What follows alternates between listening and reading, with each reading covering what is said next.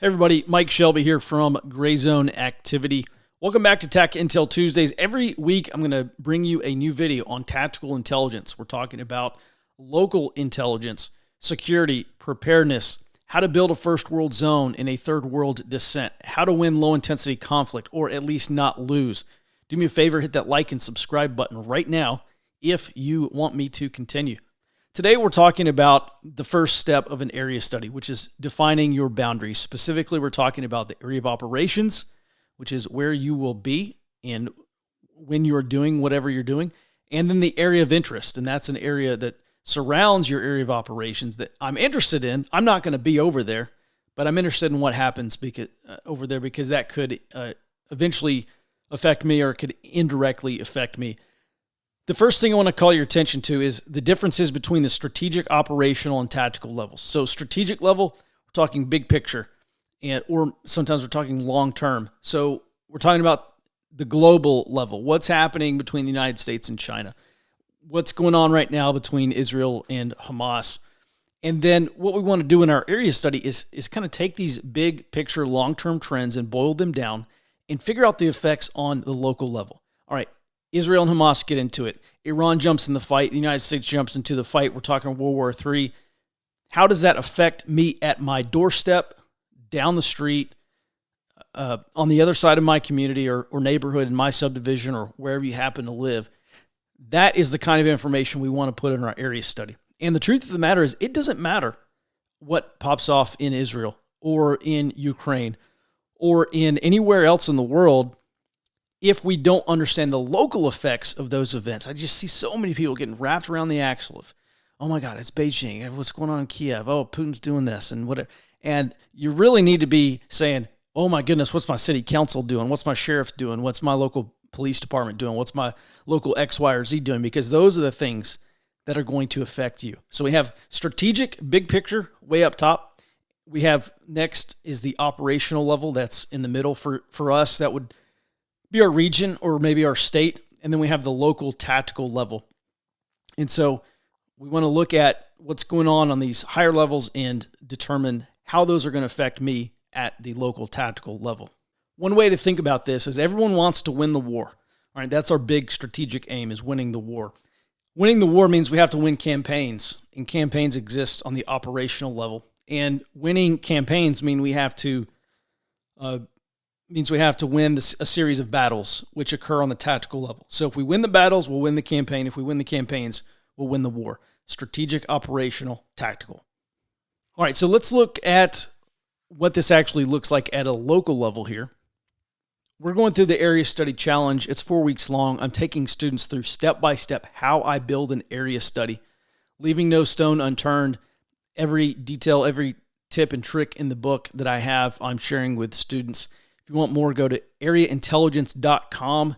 Go ahead and sign up. I've got some other videos and stuff over there. I'll let you know when I do the next challenge. This area is from a student, and one of the great things about running this class is that we always have volunteers who say, "Hey, look, Mike, look at my area. Mike, help me start my area study here." So the first step of building out your area study is really defining your local boundaries, specifically your area of operations and your area of interest. And we're looking right now at this student's area of operations. Now, realistically, this guy's day-to-day travel, his pattern of life, he has in-laws who live almost 8 miles away. It's about a 15-minute drive. If an emergency were to happen and he had to go help his in-laws or bring them back to his place or whatever, he's looking at least a 30-minute drive. Also, he goes down to a grocery store in town, and that is about 9 miles away. Again, it's 15 minutes. So this is his normal pattern of life. This would be his area of operations during an emergency. Now, for you, if you've got to pick your kids up at school, guess what? That's your AO. If you have to leave your office and go and return to your home, that's your AO. Whatever you have to do, if you got to go pick up grandma, that's going to be your AO. So the very first step is defining what is your area of operations. So think about all the things that you do in your daily life, or think about the things that you would need to do during an emergency, and go ahead and you can use Google Earth, you can use QGIS, you can use any kind of mapping software. Heck, you can break out a map in acetate or Duralar, which is just a map and an overlay, which is what I recommend. I think maybe you should even do both. Be security conscious. Obviously, anything you put online could be held against you in the future. But break up that map and acetate in your markers and go ahead and plot out your AO. That is the very first step here. All right, we're also going to take a look at this guy's area of interest. Now, the area of interest surrounds your area of operations. So think about it this way. Your AO is going to directly impact you or directly affect you, what happens in your AO. That's your local tactical level. And then we have the area of interest, which are areas that I'm interested in. I'm not going to be in these places, but I'm still interested because they could indirectly or eventually affect me. So for this guy, he lives about 30 minutes south of Atlanta. So that is my area of interest. That being the nearest major population center, that is of very high interest to me. What are the conditions in Atlanta? In an emergency, are people leaving the city, for instance?